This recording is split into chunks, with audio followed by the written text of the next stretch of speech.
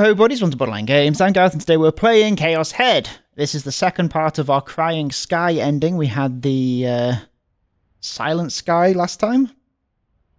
We are just at the end of chapter 3. We can do a lot of skipping in this because obviously a lot of this content we've seen before. We're basically just finding specific delusions and responding. We've got 11 delusions out the whole story that we need to reply. We need to give a specific, either neutral, positive, or negative in order to unlock this ending. So we're just quickly doing that in order to do that. So let's do it. Let's go. Zoom. Did that work? Zoom. So the next one, we're looking for chapter 4. At the Net Cafe with Ewer. So we can skip all of this stuff. All of this is like, we're cutting the fat here. We don't need to pay attention to this. This isn't one of them. Let's get right through this. There's Shogun. Hello! Hello. Okay. So, there we are. So now we're on chapter 4. Okay, so at the Net Cafe with Ewer. No Net Cafe yet. Net Cafe. And this is Remy in school. That's not what we need.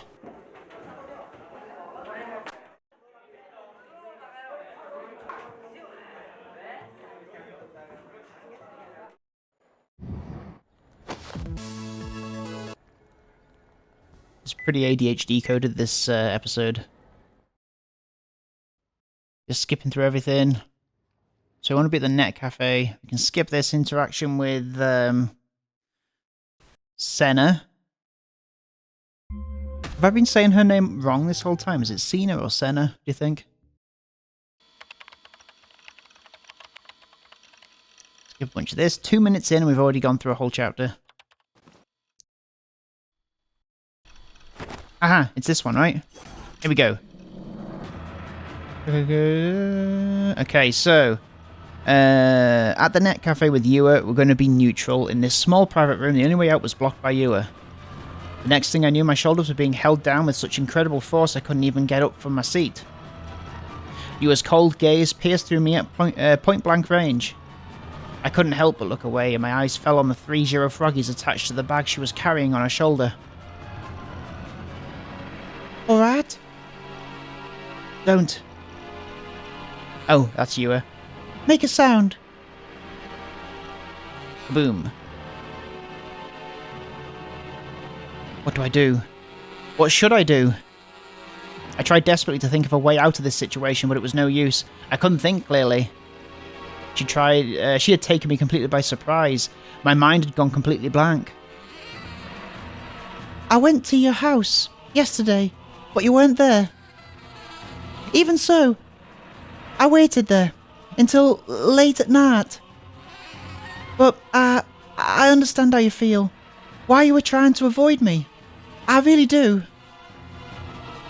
I deceived you, Nishijo-kun. If you acknowledge that, then just stay away from me. I've nothing to say to any of Shogun's underlings. Anyone who traps a weak person like me is a demon. You were looked down once. She looked like she was hesitating to say something. But then after a moment she very clearly said a single phrase. Whose eyes are those eyes? You know it, don't you? You can't pretend otherwise. It was the dying message from the vampire case. It's been all over the internet, and it's a phrase that's incredibly popular throughout Shibuya. But even before it was popular, I knew about it. There was a person using that phrase even before the vampire. Shogun. Oh. I showed you it before, didn't I? The chat log between Nadar and Shogun. That was where Shogun had written it. Whose eyes are those eyes? Which means...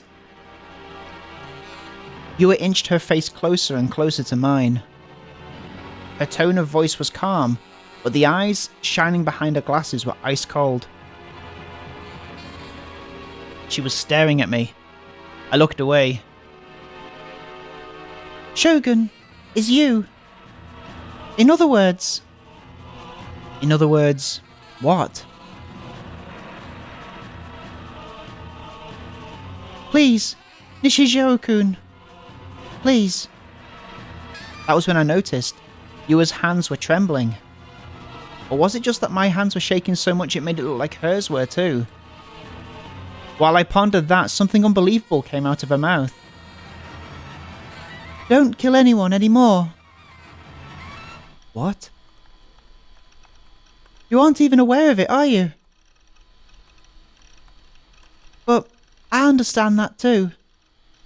After all, you have no way of knowing Nishijou-kun. Knowing? Knowing what? Yua's eyes shone with sorrow. Even though she'd been staring at me intently until now, she suddenly cast her eyes downward.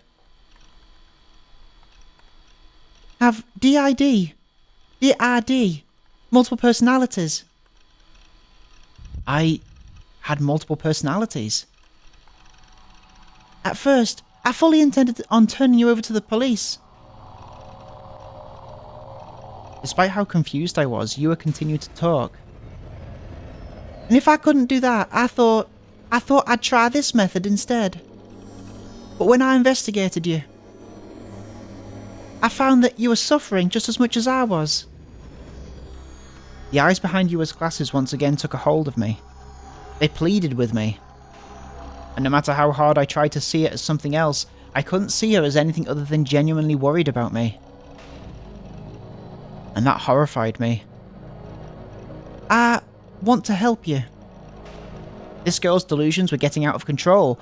What she was saying was totally insane. Or was it? Was it really insane?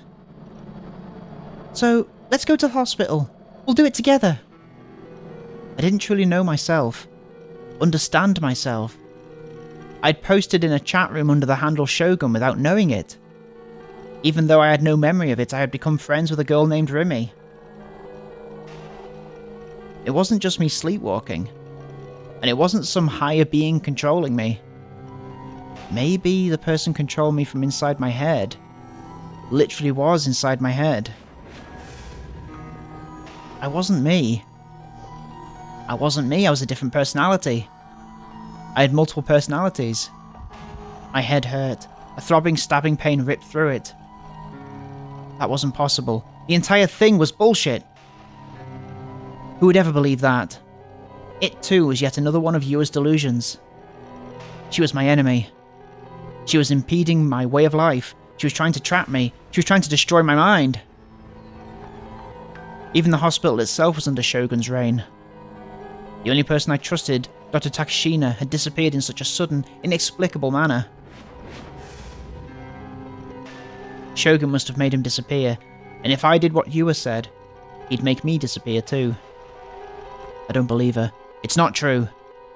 It's not true, it's not true, it's not true, it's not true, it's not true, it's not true, it's not true, it's not true, it's not true, that's too many. You get the idea. I was stuck in my own head.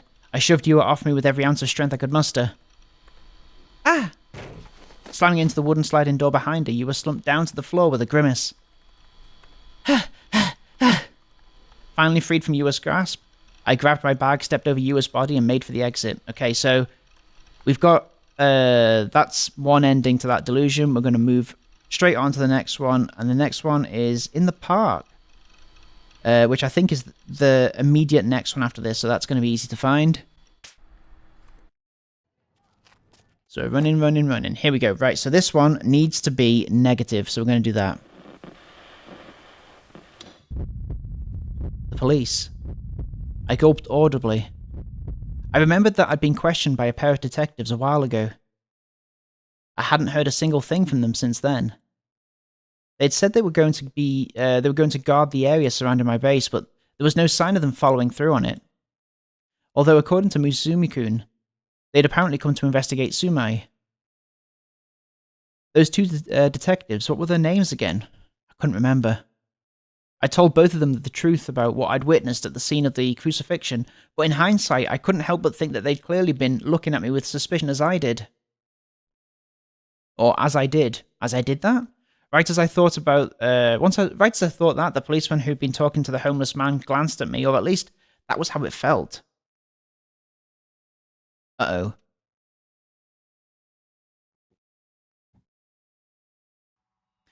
Terrifying thoughts ran through my head. I sat up and looked around the park once again. The man who'd been sitting on a bench while staring at his cell phone was taking quick glances at me, or at least that was what it felt like. Right then, a man with a stern face entered the park and sat down on the pipish fence, opened a newspaper and started reading. The great king of terror has chosen this city. That's what that says on that sign over there, right?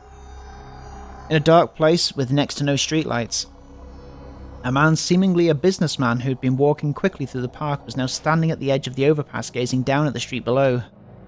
The policeman who'd been talking to the homeless man was now looking at me while contacting someone on his police radio. Cold sweat crept down my back. No. Were these guys cops? Maybe they were tailing me.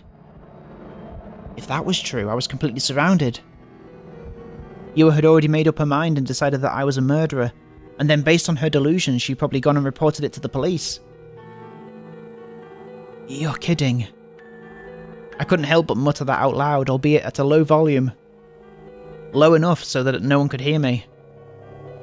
Was this another part of Shogun's evil plan? I didn't do it. I didn't kill anyone. I'm not the murderer. Why should I, a coward who couldn't talk to people worth shit, be treated like a murderer and then subsequently be chased by the police? Why did I have to get caught up in Yua's insane delusional bullshit? Regardless, I couldn't stay here. My chest still hadn't stopped pounding and it hurt to breathe, but I still had to get out of here. I made my way over to the overpass, trying my best to look as natural as possible. Right in front of me was a staircase leading down to Meiji Dori. I'd go down it, then I'd escape using the road. As I reached the middle of the overpass, a new figure appeared on the stairs. It was a woman, and judging from the suit, an office worker. She was holding a cell phone to her ear, and talking with a blank expression on her face as she walked up the stairs. Could she be a detective too? I passed by her, my heart pounding the entire time. Whose eyes are those eyes? Yeah, shirts with that phrase on them are going crazy right now. I'm gonna go buy one this Sunday. They sell them on Takeshita Dori, which is located in Harajuku. I felt really uncomfortable. Her speaking style was really awkward. It felt strangely theatrical. Who the hell was she talking to anyway? Who was on the other side of the phone? On the other end of the phone? That's how you say that, you don't say side. Who's on the other side? I guess sometimes people do, right? You say that? I don't think people say that. I think maybe that's just something that I'm mishearing. I feel like it's something else. You don't say other side, right? Say on the other end. Who was she even talking to? No. Was she even talking to anyone at all? But in the end, the woman took no actions against me. I finally made it to the stairs, and it was with relative ease. Upon reaching them, I looked back toward the park. The cop wasn't following me. He was standing in the same place as before, still talking into his police radio. One of the homeless people who'd been sitting on the ground was starting to get up, but none of the other homeless people were moving. But then before I knew it, the man on the bench and the man reading the newspaper both got up and started walking toward me. The two men then glanced at each other. They were exchanging books, or at least it seemed like it. I then turned my gaze to the office worker once again. She'd passed me a few moments ago, but now she turned her head to look at me. The second our eyes met, she turned back away with a start. Her cell phone was still held up to her ear, but she wasn't speaking anymore. I was hit with an amount of fear that I'd never experienced before, and I immediately bolted down the stairs. As I ran down Meiji Dori toward the station, I looked up at the overpass. The office worker was leaning over the railing and pointing at me. And it wasn't just her, two men were sprinting across the overpass. They really were cops. All of them were cops. Shit, shit, shit! This was all Yua's fault. She'd set me up! Alright, we can skip past this.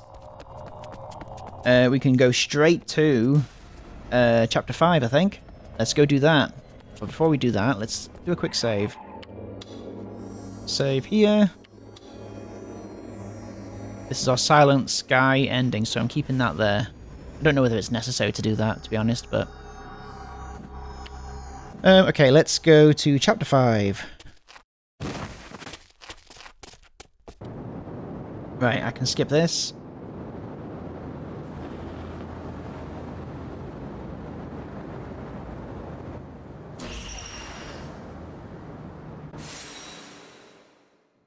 Is that the first reveal of a D sword?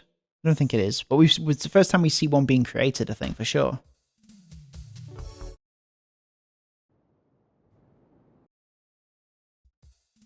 But it really does skip. It goes so fast.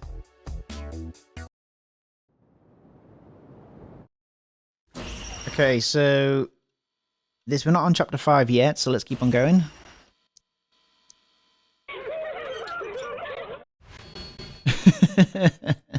Oh, here we go, chapter 5. Okay, so the first trigger of the chapter at school.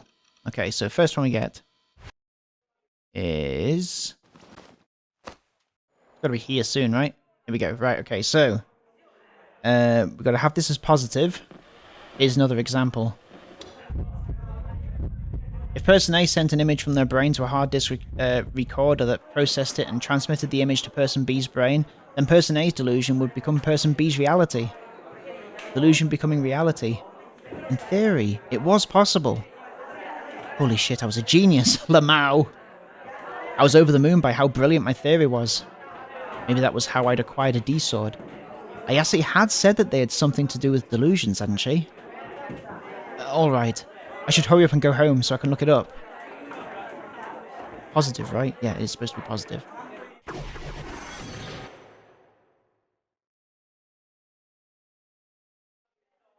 I left the classroom and headed for the school entrance, refusing to let my eyes wander anywhere. As I made my way out, I stuck to my usual routine, walking as close to the wall as I could, all while keeping my head low so that I wouldn't stand out. The final bell had already rung a little bit ago, so while the students on cleaning duty or doing club shit were still around, basically everyone who'd opted to go straight home already had. School always felt somewhat lonely, or even wistful, after the final bell rang. No matter where I went, it always felt that way, whether they were ancient buildings made out of wood or newer structures like Sumai. Well, not that I'd ever set foot in any wooden school buildings in anything other than Eroge. As I unconsciously walked through the corridor, under the setting sun, my mind wandering across all sorts of inconsequential stuff, I spotted a strange figure coming toward me. It was a single girl waddling forward carrying 2 large cardboard boxes. I couldn't see her face behind the boxes, but she probably couldn't see a thing in front of her. Someone was asking to eat shit. If this were an Eroge, this scenario would 100% result in us running into each other and me tripping a flag. I thought about attempting to do just that, but concluded that it'd be best to keep it as just a thought, because in reality I didn't want to actually do it. Instead, my alarm bell started going off. There was a legitimate possibility that she was one of Shogun's assassins. Yeah, of course there was. Stay away from her. Be extremely careful. I paid careful attention to each of her steps. She kept drawing nearer, sometimes tilting to the left or to the right. I, meanwhile, kept walking along the left wall of the corridor. As the girl started moving to her right, I sped up. We then passed each other without any issues. But right then I heard something fall and I quickly turned my gaze downward without even thinking. Someone had dropped their student handbook. I stopped in my tracks. Had the girl with the boxes dropped it? As I stared at the student handbook, my thoughts began to wander. Doubt arose in my mind. Why had that student handbook fallen at that exact moment? It was way too conspicuous. It was practically begging to get picked up. Was it a trap? Had she dropped it on purpose? The girl had been carrying boxes with both hands. Her hands were occupied. If the student handbook had been in her skirt pocket, it would have been entirely impossible for her to take it out and drop it. However, I hadn't seen where it had fallen from. Maybe the girl had been holding it from the very beginning, hiding it beneath the boxes. I like to think that I'm just kind of staring at this thing on the floor for so long, thinking about all the possibilities that she's actually just gone by the time I look up. I wasn't sure. It might have not been on purpose. The more realistic option was that it was just a coincidence. You know, a coinky-dink. I followed the girl's figure with my eyes. Or tried to, anyway. At that precise moment, the girl took a turn down the hall and disappeared. I'd only seen her for a split second. She hadn't looked like someone I knew. Her hair had been short, I think. No, maybe it'd been long, actually. I couldn't say for sure which. Naturally, I hadn't seen her face either, which I'd passed her. When I'd passed her, it had been hidden behind the boxes. The student handbook and I were now all alone in the student handbook and I were now all alone in the hallway. The sensible option probably were to either pick it up and deliver it to the staff room or rush after the girl and ask her about it, but I was hesitant to carry out either. I looked around me. There were no other students in sight. I could somewhat make out the sound of girls laughing happily in the distance. It probably wasn't a trap. The handbook's owner had already left. How could this possibly end up being a trap? Could there be a small bomb inside the handbook? No, that was way too unrealistic. Alright, Battler. If I picked up the handbook right at that moment, nothing would happen. Yeah, nothing was going to happen. Just in case, I should check the handbook to see who the girl was. She could have been one of Shogun's underlings. I should check her name, class, and photo, then leave the handbook here. I couldn't be fucked to go after her and give it back.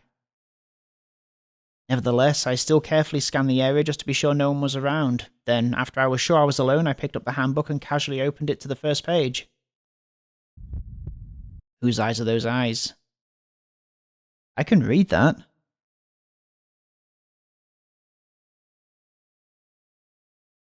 It says... Principal...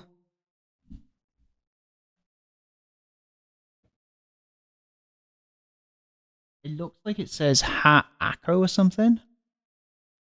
It's funny, the little emoticon at the bottom. I hurriedly threw the handbook away. What was that? I'd never been so creeped out before. It was so unbelievably eerie. Is that going to be the nurse?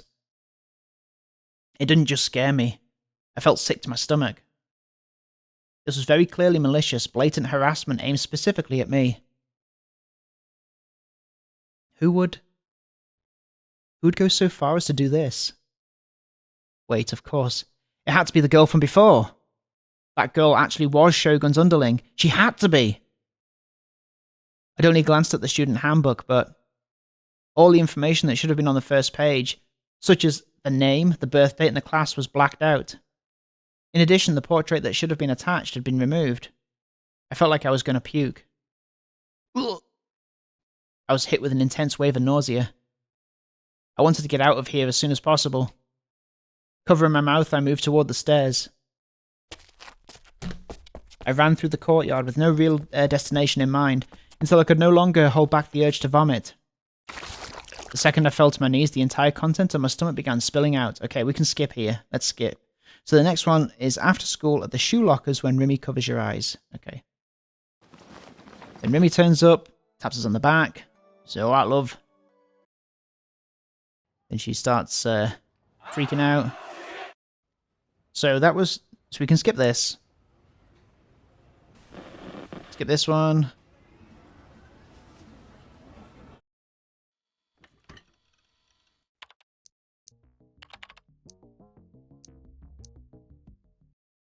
Okay, skip this one. And then there's one more that we can skip before we have to do one. You can fucking do one. You know what I mean? So we can skip this one. So we're looking for after school at the shoe lockers. Skip, skip, skip, skip, skip, skip, skip. See ya. Okay. There's that bit with Senna with the sword. Cutting up the backpack.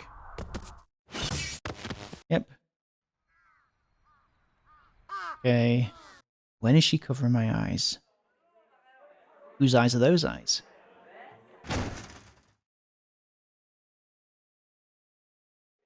Alright, here. Okay, cool. So, negative this has to be. Speak of the devil. There she was, passing right next to me. With a face that looked like she was about to cry, she bowed her head to me. Despite how uncomfortable I felt, I managed to nod back. I watched as she attempted to leave through the school gate, tripping over herself along the way. Once again, I thought about how small she was. She fit the lolly archetype to a T, and on top of that, she was a clumsy girl too. I didn't know her very well, but her perfect blend of personalities made me want to shout from the rooftops. She was loaded with Mo traits, and yet she didn't seem very popular with the other girls. What people valued in others really did differ between 2D and 3D, huh?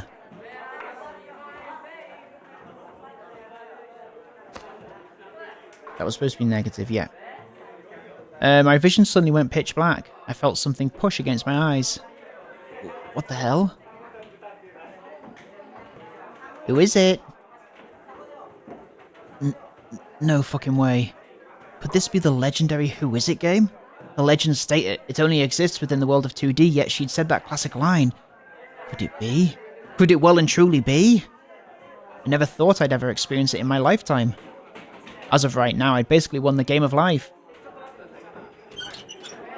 Of course, I immediately knew the answer.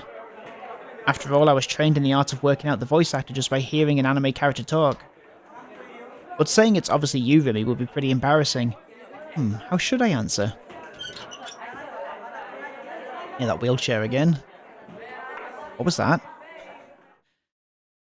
Heh. So, don't know the answer. There was someone there. I could sense the presence of someone other than Remy. Since my vision was obscured, my hearing was particularly sensitive. In the location where we were now, someone other than Remy and I was there. And there was the sound of creaking metal. Oh god. Whose eyes are those eyes? My body was instantly seized by fear. I tried to shake off Remy's hand, but she held it firmly. Where do you think you're going? Answer the question, silly. No cheating allowed. This was weird. Something was very, very wrong here. Why was she acting so carefree? Hadn't she noticed it? Or was she just pretending not to? I couldn't stand the fear of not being able to see what was going on, so I grabbed the delicate hands covering my eyes, broke all of her fingers, and ripped them away. Taku. Remy fought back even harder. As a result, we ended up wrestling a bit with each other and Remy collided with my back. I felt the soft sensation of her bulging chest. But now wasn't the time to rejoice in that fact. Let me go! I somehow managed to shove Remy's hands aside and jump away. I then turned back toward her. Where is he?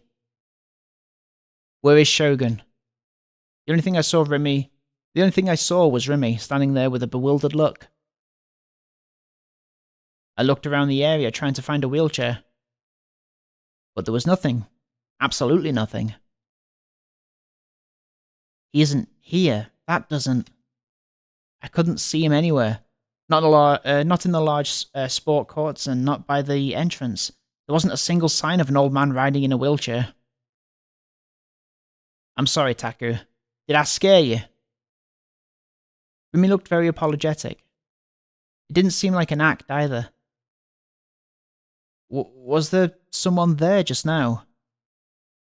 What?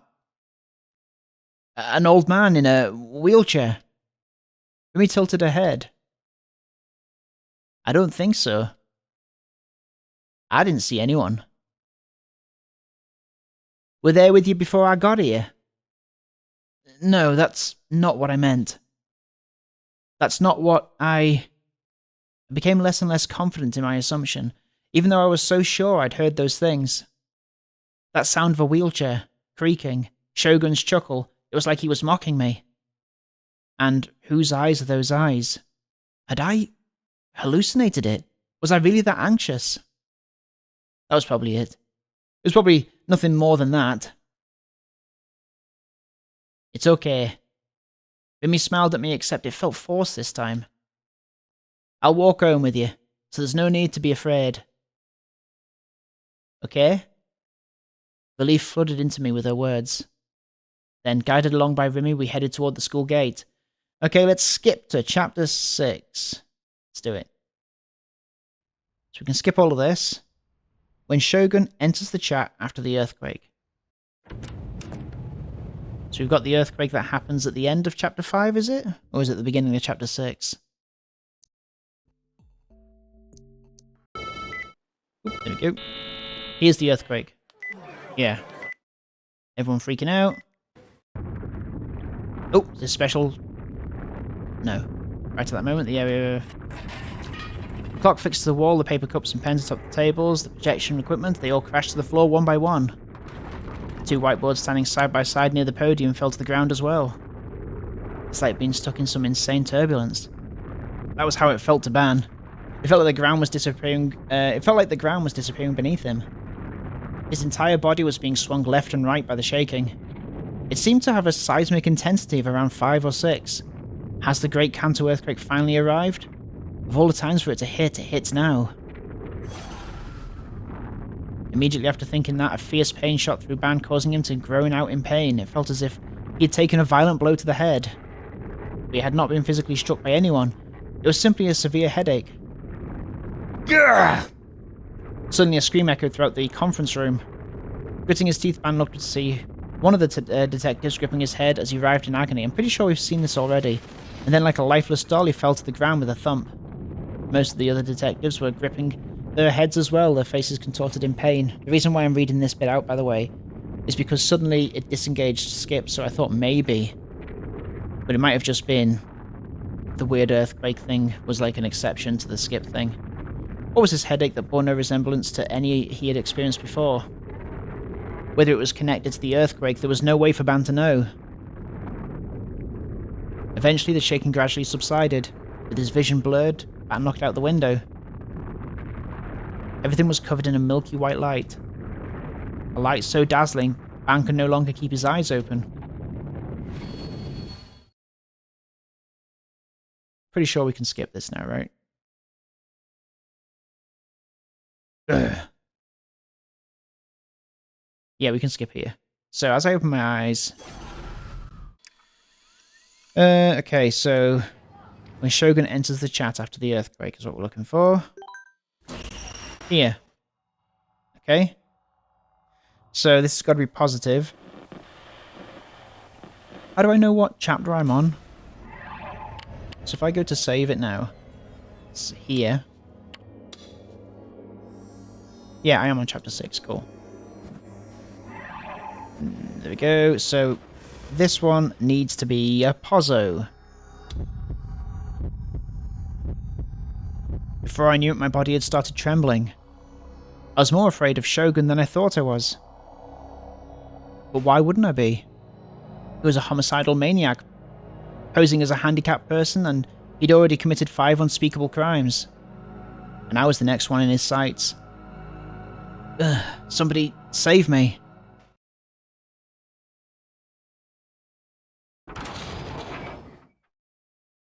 Taku. Remy.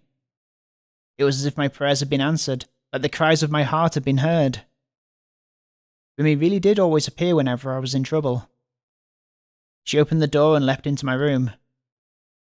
Remy, save me. Remy looked straight at me, then quickly examined our surroundings. Immediately realizing that the source of terror was my PC, she began typing on the keyboard with an angry expression.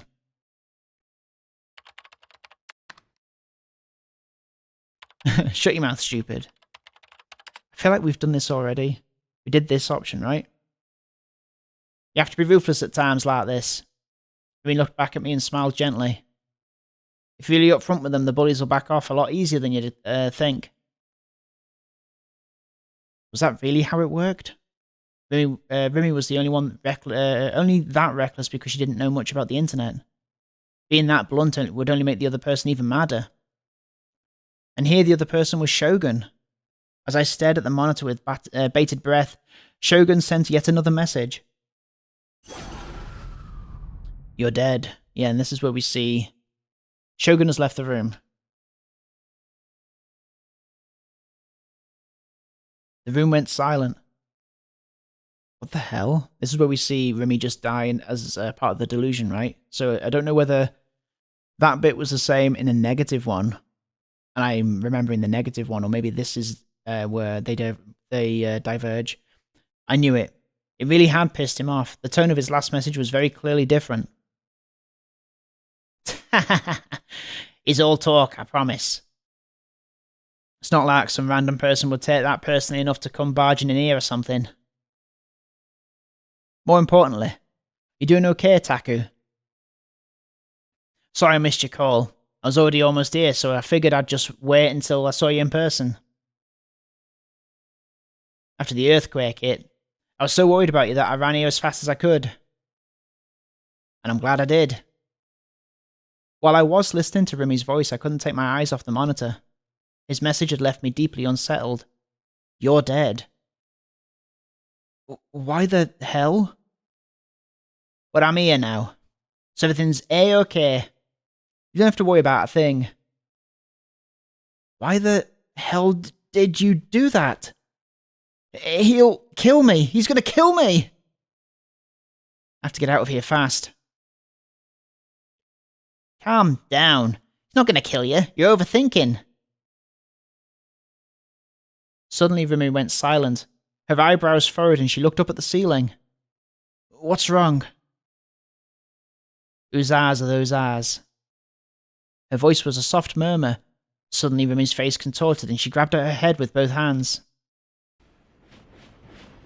My head. It hurts. Huh? Huh? It hurts. It feels like I'm gonna split in two. Unable to endure the pain anymore, Remy fell to the floor. She was shaking her head madly. Where did this come from? Ugh! Don't tell me. My gaze shot toward the ceiling. Yeah, we've seen this ending before, but it's okay. We'll do this one and then we'll call this an episode. No, not the ceiling. Toward the sky, beyond the ceiling. Toward an artificial satellite that might or might not exist. Was Shogun attacking?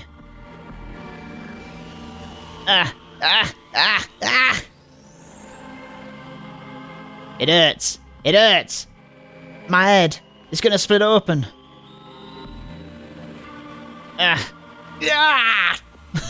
Flip! A drop of blood fell from Remy's nose. Suddenly, her half-moan, half-scream ceased. Remy's body shook violently as she staggered, and then she dropped to the floor head first. Dead. Remy? There was no answer. She didn't even twitch. He'd killed her. Using a satellite, using EM waves, Shogun had killed Remy. And we'll leave that there for this episode. Thank you so much for watching this episode of Chaos Head. And we'll carry on with the Crying Sky ending next time. Have a good evening. Take care of yourselves. Bye-bye. Bye-bye, bye-bye, bye.